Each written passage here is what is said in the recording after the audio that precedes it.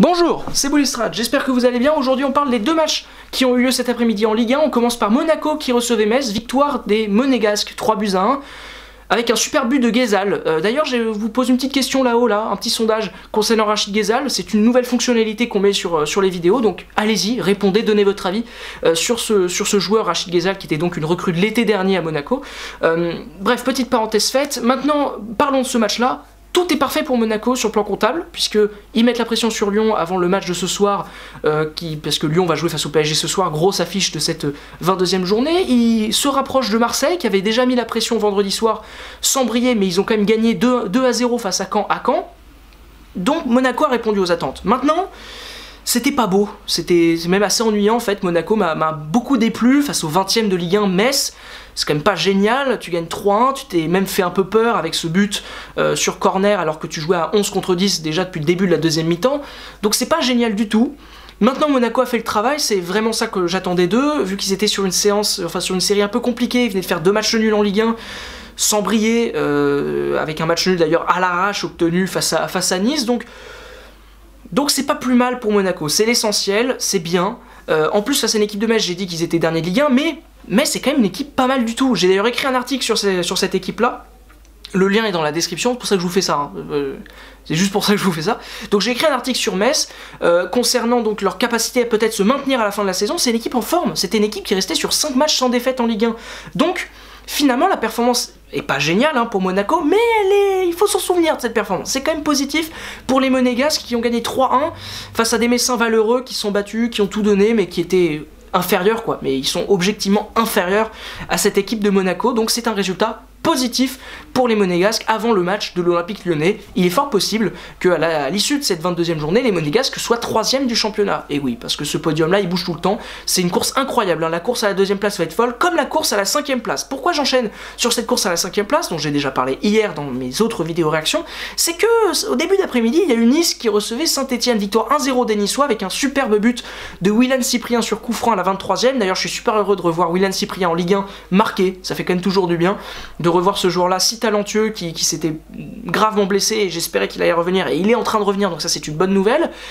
Mais c'est la seule bonne nouvelle que j'ai vue du match, parce que c'était long aussi, c'était ennuyant. Honnêtement, je me suis beaucoup embêté cet après-midi en Ligue 1, j'ai regardé vraiment d'un œil, en fait, c'était assez moyen. Les Niçois m'ont beaucoup déçu, voilà, m'ont beaucoup déçu. Après, quand on compare donc Nice avec les 3 autres équipes qui jouent cette 5e place, c'est pas non plus si ridicule. Entre Nantes, Nice, Montpellier et Rennes, quelle est l'équipe qui joue le mieux? Je ne sais pas. D'ailleurs, hop, autre question, autre sondage, répondez, ça peut être intéressant.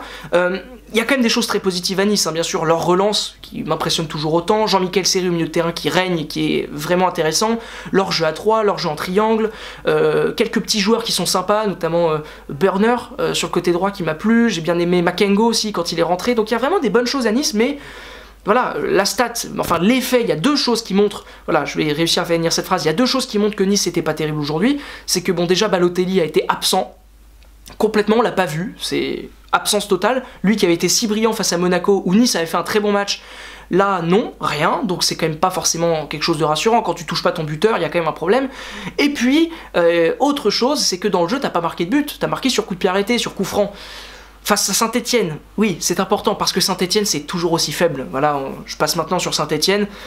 C'est toujours aussi faible, ça m'a vraiment beaucoup déplu ce qu'ils ont fait encore une fois aujourd'hui. Ils n'arrivent pas à construire de jeu, C'est hallucinant, il n'y a jamais une action construite. Ça balance toujours trop souvent des ballons loin devant. Cabella est absent de cette équipe parce que c'est à peu près le seul joueur technique, mais il peut pas jouer, c'est impossible, il n'y a pas de relance. Yann M'Vila amène pas forcément ce qu'on attendait, mais malgré ça, les Stéphanois, ils ont quand même des regrets à l'issue de cette rencontre. Et ça montre encore une fois que la performance de Nice n'est pas ouf. Saint-Etienne, équipe en grande difficulté, a des regrets à l'issue de ce match. Parce que dans les 10 premières minutes, là Saint-Etienne m'a beaucoup plu, lors des 10 premières minutes. Dans l'engagement, dans la combativité, et même dans le niveau de jeu. C'était plaisant pendant 10 minutes. Et ce qui le représente le mieux, c'est les 2 recrues de l'hiver, Yann M'Vila et Paul-Georges Ntep, qui ont pour moi fait un super début de match, et Saint-Etienne dominait, et aurait peut-être même pu ouvrir le score.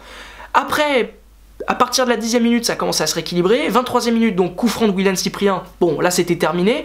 Et les Niçois ont repris une domination et ont archi dominé le match jusqu'à la 75e. Et à la 75e, les Niçois, ils ont baissé de rythme. Normal, ils venaient de faire un gros match face à Monaco en milieu de semaine. Saint-Etienne, c'était pas le cas. Ils avaient fait un match pourri face à Metz.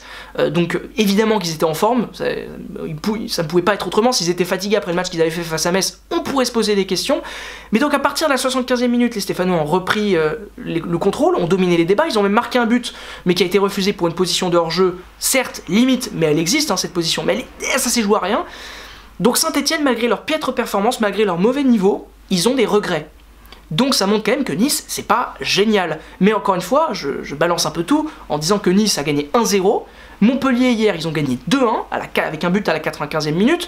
Rennes, ils ont gagné hier 1-0 avec un penalty de Bourigeaud. Et Nantes, ils ont perdu face à Bordeaux. Donc cette course-là va être quand même très indécise. Nice, d'ailleurs, avec cette victoire, revient à égalité avec Nantes. Super opération pour les Niçois.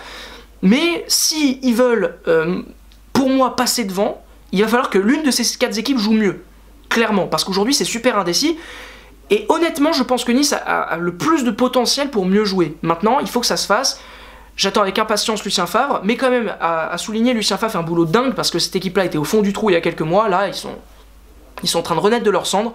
Et il recommence à devenir assez sympa, et donc pourquoi pas, on croise les doigts.